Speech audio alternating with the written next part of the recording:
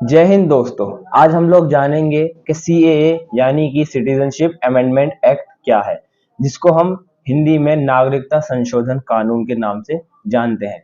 देखिए, इसको पारित करने के लिए काफी सालों से कोशिश जो है वो बीजेपी करती आ रही है, लेकिन इस साल इसको देश के अंदर लागू कर दिया गया है।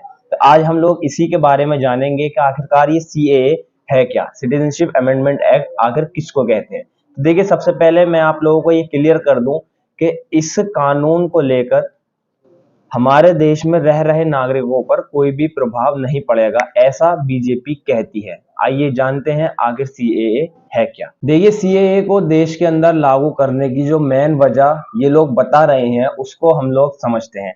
जैसा कि तीनों देश हैं जिनसे नागरिकों को भारत देश में लाया जाएगा, जिनको नागरिकता दी जाएगी।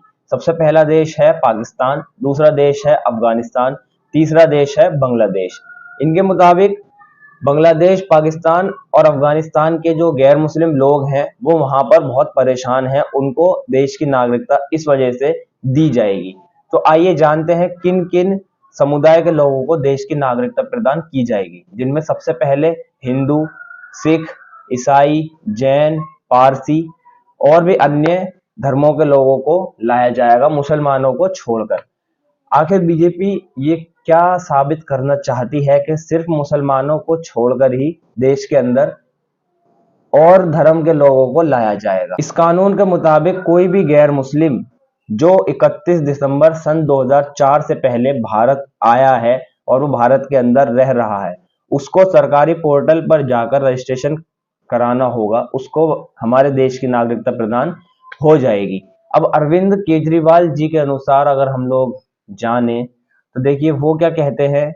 अरविंद केजरीवाल जी के अनुसार यदि कोई पड़ोसी देश का व्यक्ति हमारे देश में आना चाहता है तो वो यहाँ की नागरिकता ले सकता है। यानी गाइस वाला हाल होगा आने वाले टाइम में, जैसे कि अपने घर के 3 लड़के बेरोजगार हैं, खाने की पूर्ति नहीं है, काम नहीं है, जगह नहीं है सोने के लिए, और हम पड़ोसी के घर में जाकर उससे ये कहाएं कि आ जाना भाई, हमारे यहाँ खा लेना, हमारे यहाँ पी लेना, हमारे यहाँ रह लेना और हम ही तुझको काम दिलाएंगे। ये तो इसी जैसा हो गया। अब देखिए, मुस्लिम समुदाय के लोग इस बिल की मुखालफत क्यों कर रहे हैं। यानी असदुद्दीन ओवैसी का जो बयान था जिसमें उन्होंने बताया कि हम लोग सीएए के खिलाफ हैं, यानी सीएए के खिलाफ हैं, सिटीजनशिप अमेंडमेंट एक्ट के हम लोग खिलाफ हैं, उसमें उनका जो कहने का मकसद है वो ये है कि मुस्लिम समुदाय के लोगों को इसमें क्यों छोड़ा गया है। जब सारे समुदायों को एक जगह लाकर नागरिकता दी जाएगी तो सिर्फ मुस्लिम ही ऐसा क्यों है जिनको यहाँ आने की इजाजत दूसरे देशों से नहीं है। ये तो इसकी इजाजत तो संविधान भी नहीं देता है, इसीलिए असदुद्दीन ओवैसी और मुस्लिम समुदाय के लोग इस चीज के खिलाफ हैं।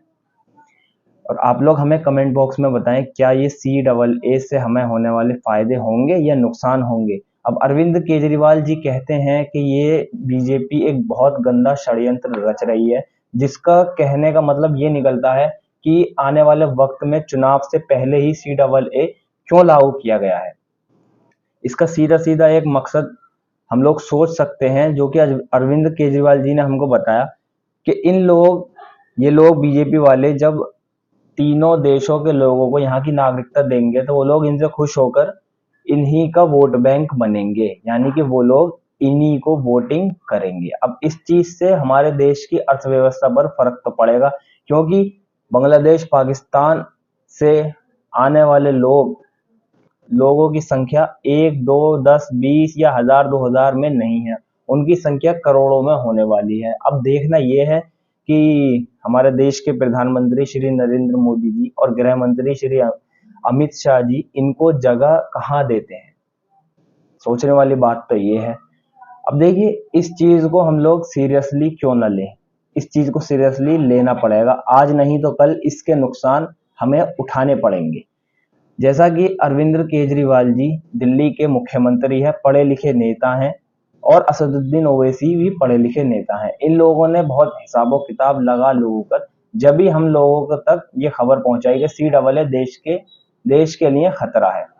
तो इस चीज पर हमारे जनता को सवाल करने चाहिए गृह मंत्री जी से, क्योंकि आने वाला वक्त बहुत खराब होने वाला है। महंगाई अभी से ही आसमान को छू रही है, देश के युवा फांसी लगा लगा कर मर रहे हैं, देश में नौकरियां नहीं है, देश के पढ़ाई का सिस्टम सारा का सारा फ्लॉप है। हमारा देश, भारत देश, पहले से ही जनसंख्या के मामले में पूरी दुनिया में नंबर 2 पर आता है। तो क्या फिर से जनसंख्या के मामले में मोदी जी हमारे देश को नंबर 1 पर लाना चाहते हैं?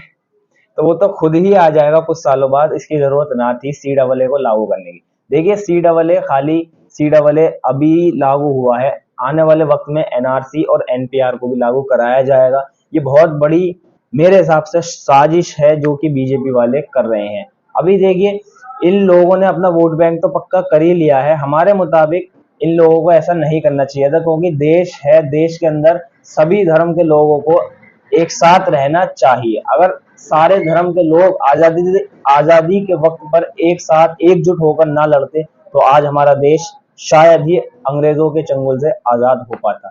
इसीलिए हम सबको साथ रहने की जरूरत है। कोई भी भाई इस वीडियो को दिल पर ना ले, ना ही किसी भी रिलीजन के तौर पर ले। हम लोग सिर्फ हक की बात कहते हैं, सही बात कहते हैं। इसीलिए हमारे चैनल को आप लोग सब्सक्राइब कर सकते हैं। उम्मीद है आप लोगों को वीडियो अच्छा लगा होगा और अपनी राय कमेंट बॉक्स में जरूर दें। CAA लागू होना चाहिए, लागू तो हो चुका है, CAA रहना चाहिए देश के अंदर या नहीं रहना चाहिए।